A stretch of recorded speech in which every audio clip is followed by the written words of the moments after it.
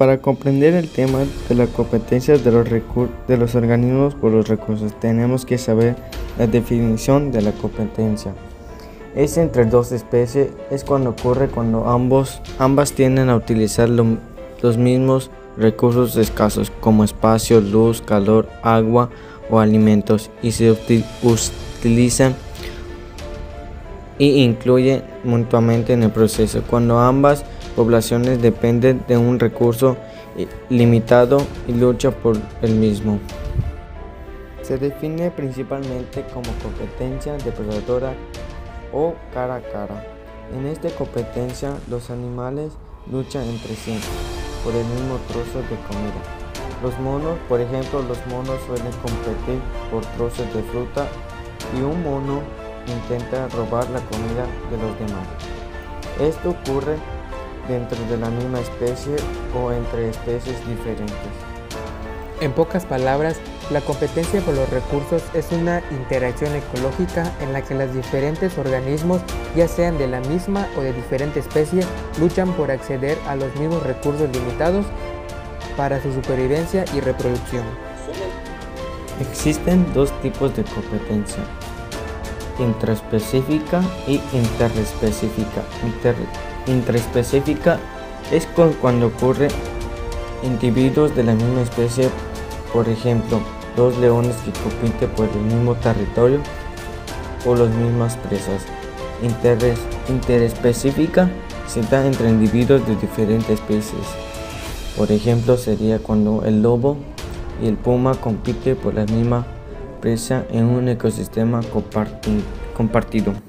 Dando seguimiento a un tema controversial y a una cuestión específica, tendríamos el qué pasaría si todos los organismos tuviesen acceso ilimitado a los recursos.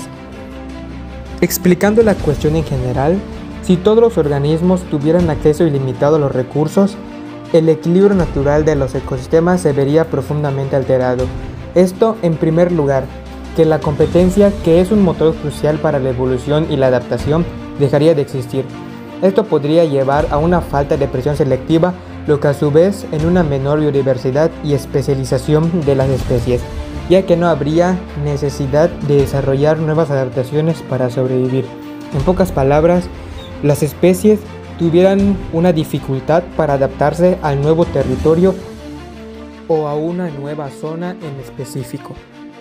Además, ante la falta de limitaciones en los recursos, como lo podrían ser el agua, el oxígeno, el alimento, el territorio, etc., podría causar un crecimiento poblacional descontrolado, sin estos tener unos factores que regulen las poblaciones, como la disponibilidad de alimentos o el espacio.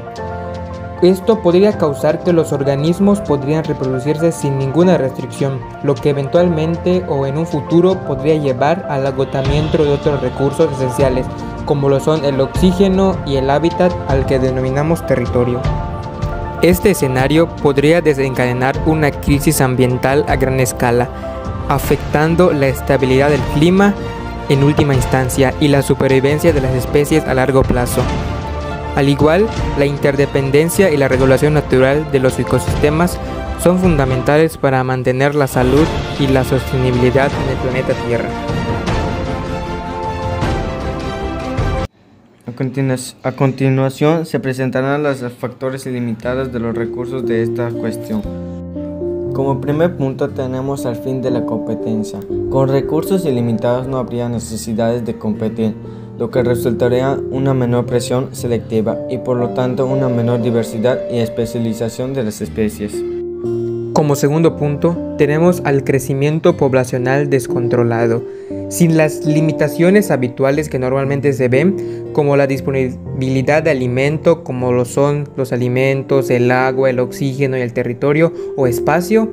Las poblaciones podrían crecer sin restricciones y este crecimiento podría eventualmente llevar al agotamiento de otros recursos críticos, como lo son los antes mencionados, como el oxígeno y la degradación del hábitat. Como tercer punto tenemos el impacto de los ecosistemas. La falta de regulación natural podría desestabilizar los ecosistemas. Por ejemplo, la sobreexplotación de ciertas especies podría afectar las cadenas alimentarias y los ciclos biológicos. Y como cuarto punto, tenemos a la crisis ambiental global. Esta a largo plazo podría afectar la capacidad del planeta para sostener la vida. Y igual esta podría verse comprometida dentro del equilibrio delicado que mantiene la salud de la biosfera, el cual, si no se tiene un dado cuidado, se podría romper, afectando la calidad del aire, agua y los suelos, lo que a largo plazo podría conducir a la degradación ambiental y la pérdida de biodiversidad. Siguiendo con el tema, y ya para tener una noción de por qué las especies compiten, tendríamos a los máximos y los mínimos en la disponibilidad de recursos.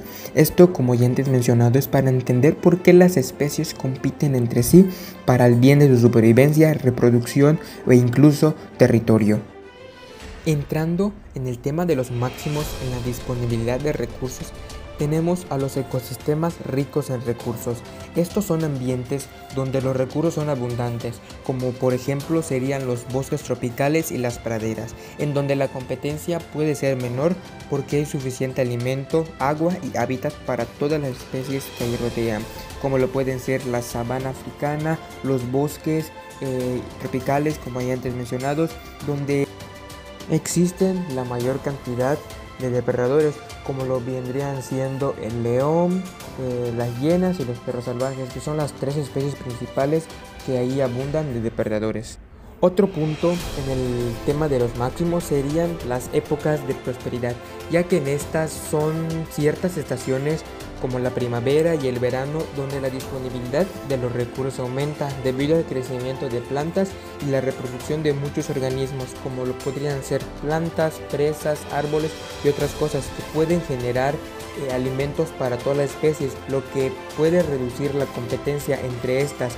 Y como tercer punto, en el rango de los máximos en la disponibilidad de recursos, tenemos a las intervenciones positivas, ya que estas son medidas que conservan y gestionan lo sostenible, ya que pueden mejorar la disponibilidad de recursos, reduciendo la competencia directa entre las especies diferentes. En esta yo pienso que el que más repercute más son los humanos, ya que nosotros, al cuidar el medio ambiente y al participar en la conservación de algunas especies o algunas gestiones que sostengan la posibilidad de seguir aumentando los recursos, sería muy importante, ya que al ayudar en esto podríamos alargar la vida de algunas especies y seguir con su próspera evolución.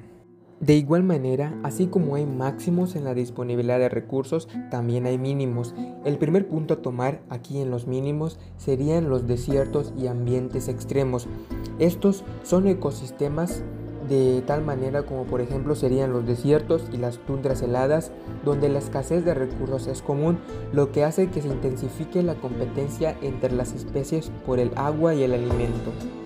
De igual manera, siguiendo con los mínimos, encontramos a los periodos de escasez, ya que en estos son escenarios como lo podría ser el invierno o épocas de sequía, en donde los recursos son limitados, lo que aumenta la competencia. Un ejemplo visible de esto es como en un invierno la escasez de alimento puede llevar a una competencia feroz entre herbívoros, ya que aquí pues la mayoría de los hábitats están cubiertos de nieve y es casi imposible buscar frutos o incluso, como lo son el caso de los herbívoros, plantas para alimentarse de ellas. De igual manera, como tercer punto tenemos a la degradación ambiental.